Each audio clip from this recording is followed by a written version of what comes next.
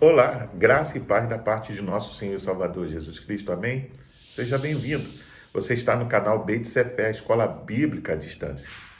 A Bíblia afirma que somos o templo e a habitação de Deus. Você pode ver isso em 1 Coríntios, capítulo 3, versículo 16 e no capítulo 6, versículo 19. Porém, uma coisa que ficou evidente nesse momento de crise que estamos vivendo foi que muitos cristãos sentiram falta da participação nos cultos presenciais nos templos. Você já se perguntou qual a importância da igreja local para o culto cristão? Qual a importância do templo? Como ficará a nossa comunhão após os tempos de quarentena, de isolamento social, na pós-pandemia? Sem dúvida, o momento atual que estamos vivendo nos trouxe à tona novamente a reflexão sobre esse tema, pois o mundo e a igreja mudaram. Em tempo de grave pandemia, fechou-se as portas da maioria dos templos em todo o mundo.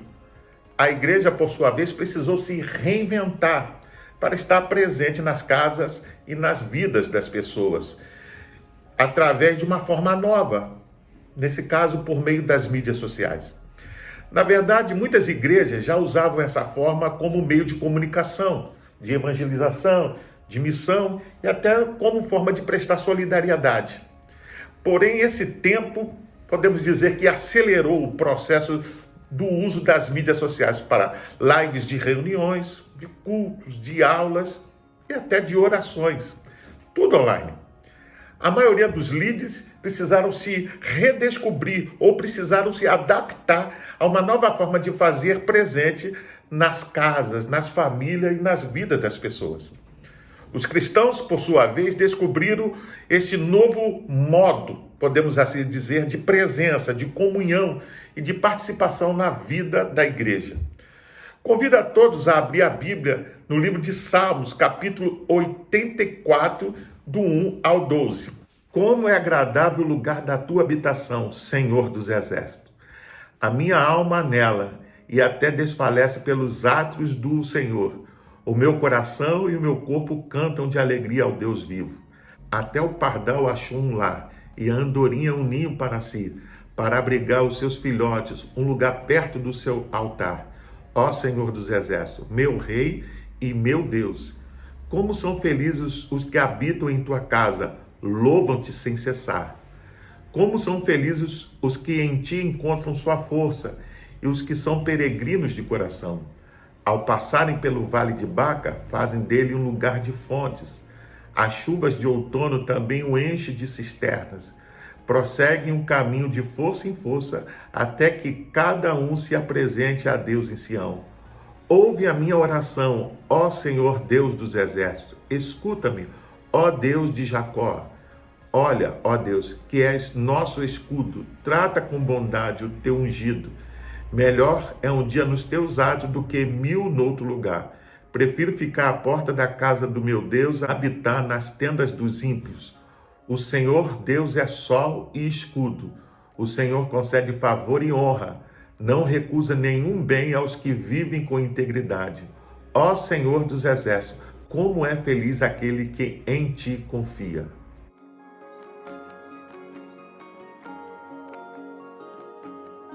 É importante destacar que no Antigo Testamento o templo desempenhava um papel preponderante. O templo era um lugar especial, pois era onde Deus manifestava a sua glória e revelava-se às pessoas. Era onde o povo ia ou se reunia para ter comunhão com o Senhor. Porém, quando Jesus morreu e ressuscitou, ele abriu um caminho para que todos possamos ter contato direto com Deus, em qualquer lugar. Quem aceita Jesus como seu Salvador recebe o Espírito Santo, que faz morada dentro dele. Assim, cada cristão se torna templo de Deus, um lugar onde Deus pode manifestar a sua glória. O texto que acabamos de ler é um cântico de alegria, porque ao salmista foi permitido reassumir sua adoração na casa do Senhor dos Exércitos. Existem poucos poemas na Bíblia ou fora dela que podem ser igualados ao Salmo 84. no que tange a sua profundidade ou sentimento de beleza, de expressão. Nesse salmo, o escritor declara o seu desejo ardente de encontrar-se com Deus em suas moradas, ou seja, no seu santo templo. Bem, como revela a alegria de estar na presença de Deus e no lugar onde ele habita. De fato, estar na presença de Deus deve ser o desejo de todos aqueles que servem a Deus, de todos aqueles que professam o seu nome. De acordo com aquilo que acabamos de falar, eu quero rapidamente pensar em 3 partes importantes sobre a adoração no templo ou na casa de Deus.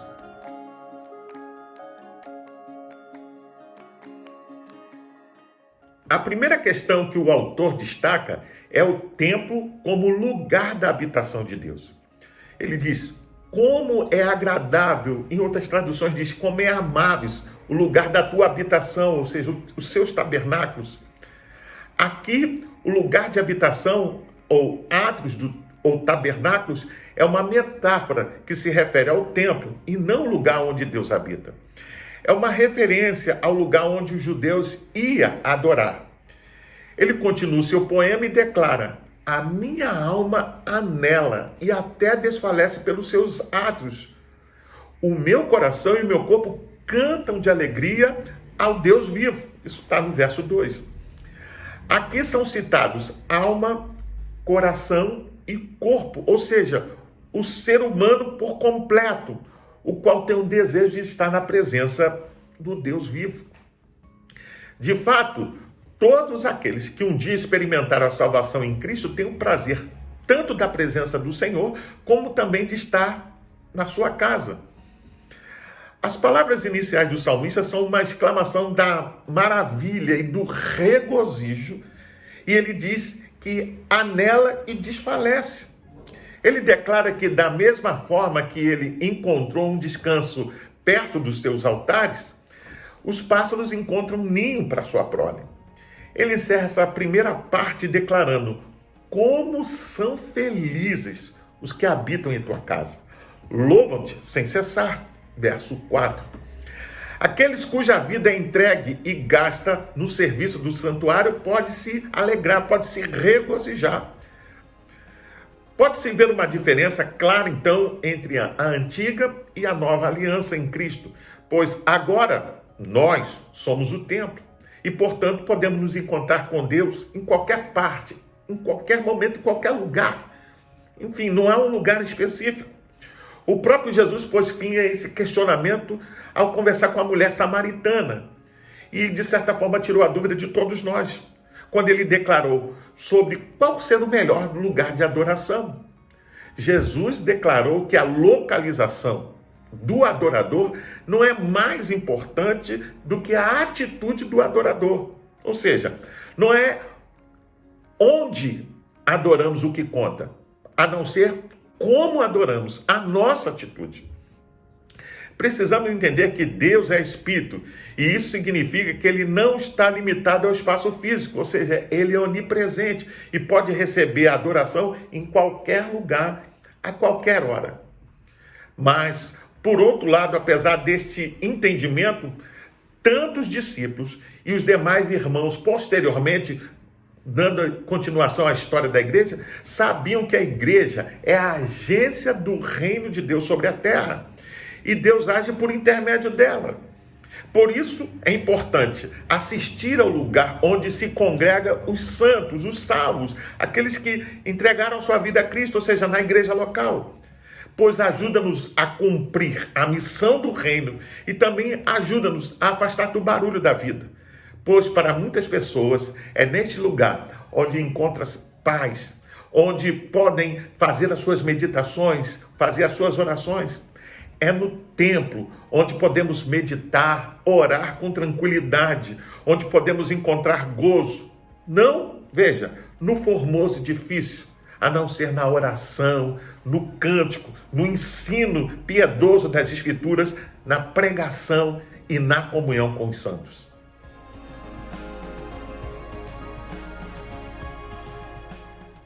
A A segunda questão que ele destaca é o templo como lugar de refrigério. Ele diz: como são felizes os que em ti encontram sua força e os que são peregrinos de coração. Está no verso 5. O salmista lembra que a peregrinação para o templo de Jerusalém passava através de um vale árido. Ele diz assim: passando pelo vale de Baca. Agora preste atenção, é passar, não é morar ou residir, ficar ali. Ele diz: fazem deste lugar uma fonte, verso 6. Embora tal homem possa passar por um vale ressequido, cheio de dificuldades pelo caminho, contudo, tendo em vista estar a caminho de Jerusalém, faz dele uma fonte de renovo. Você entende? O termo aqui, vale de lágrimas, pode ser encontrado na tradução da Vulgata latina da Bíblia, feita por São Jerônimo do século III depois de Cristo. Na verdade, é o Salmo 83, verso 7, é uma numeração diferente. Ela serviu de referência para as interpretações cristãs, onde vale de Baca é substituído por vale lacrimarum, no latim. Na verdade, a palavra hebraica Baca significa lágrima ou choro. No texto faz referência a um vale repleto de balsameiras que exalavam uma resina aromática. Esta é a razão por qual o vale ao norte de Enom recebeu o nome de Baca. É o vale das árvores que choram. Isso mesmo. Ele era também a última etapa na peregrinação. Era a encruzilhada das estradas que vinham do norte, oeste e sul, com destino ao templo de Jerusalém. Os peregrinos que chegavam até Baca, depois de uma longa e extensa caminhada, eram bem-aventurados e podiam transformar as chuvas em fonte de água e de bênçãos. Para o salmista, esses peregrinos eram encorajados e fortalecidos em sua jornada, pois sabia que a sua jornada ia conduzir até a Sião, a casa do Deus Altíssimo. Podemos inferir desse texto e entender como um símbolo pelos tempos de lutas e lágrimas através dos quais o povo de Deus tem que passar no seu caminho neste mundo para encontrar-se com Deus, passando às vezes por vales áridos da vida. Muitos têm que chorar. É muito comum as pessoas chorarem à noite nos seus travesseiros ou nos volantes dos seus carros quando passam por momentos difíceis. Quantas vezes, antes de desfrutarmos da presença de Deus de forma abundante, experimentamos momentos de silêncio, de sequidão, que pode ser comparado como uma viagem através de áridos lugares, em que a nossa vida parece estar seca, sem vida. O caminho à nossa frente nem sempre é fácil. A vida pode ser solitária e às vezes até triste, com situações difíceis, mas mesmo assim, aqueles que podemos dizer amam a Deus, vão adiante, vencem as lutas da vida, confiantes no Senhor, pois sabem que há uma morada no céu. Porém, antes de lá chegarmos, na casa de Deus, é no templo, na igreja, onde nós achamos um lugar de conforto.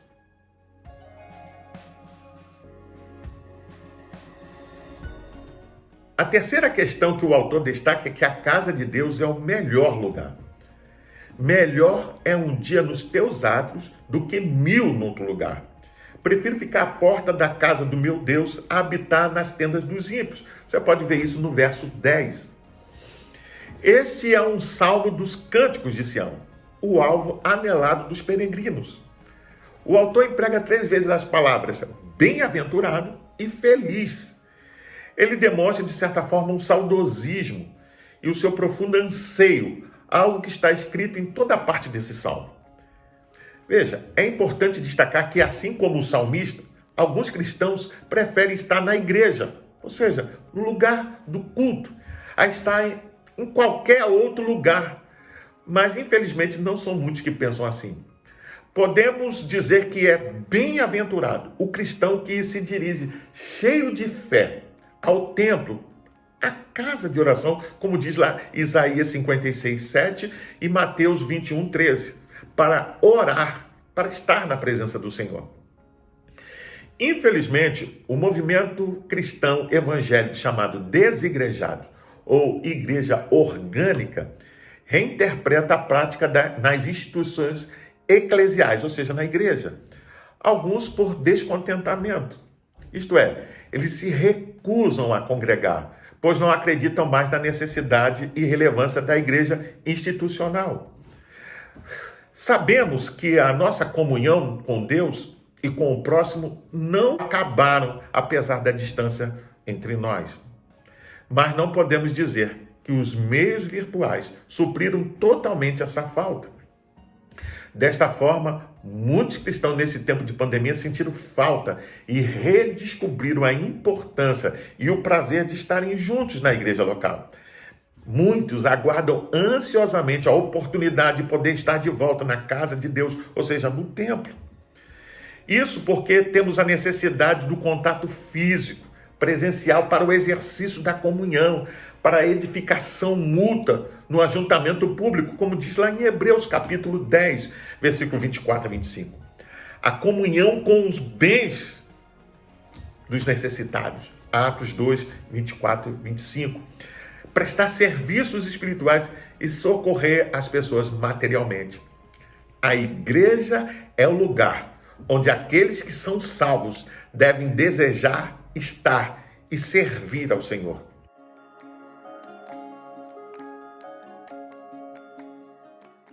Por fim, a igreja desde a patrística tem sido chamada de a comunhão dos santos. Você vê isso no credo apostólico. E durante a reforma, João Calvino celebrou esse termo. Graças a Deus, nós estamos vendo um movimento para a reabertura dos templos, dos locais de culto em vários lugares no mundo. Saiba, porém, que há um longo caminho a ser percorrido, pois será necessário não somente reabrir as portas das igrejas, mas é bem possível que, em alguns casos, exijam revitalização da igreja local. Isso mesmo, porque muitos crentes, depois desse período prolongado, vão querer estar ou continuar na sua zona de conforto. Eu concluo afirmando que, como é abençoador e importante estar na casa de Deus, ou seja, no templo, porém só não é mais abençoador do que desfrutar a bênção da presença de Deus na nossa vida. O autor encerra esse belíssimo poema mostrando a sua grande e profunda devoção a Deus ao dizer: o Senhor Deus é sol e escudo. O Senhor concede favor e honra. Não recusa nenhum bem aos que vivem com integridade. O Senhor dos exércitos, como é feliz aquele em que em ti confia. Versos 11 e 12. Pois bem, eu sou o pastor Carlos Guerra e você está no canal Beit Sefer, Escola Bíblica à Distância. Para se inscrever é rápido e fácil, é só clicar aqui embaixo. Deixe o seu like, faça o seu comentário, emita a sua opinião. Mas não deixe também de acionar o sininho para receber as futuras notificações. Compartilhe também com seus contatos nas suas redes sociais para que mais e mais pessoas possam receber essa palavra. Vem conosco, fique na paz. Deus te abençoe.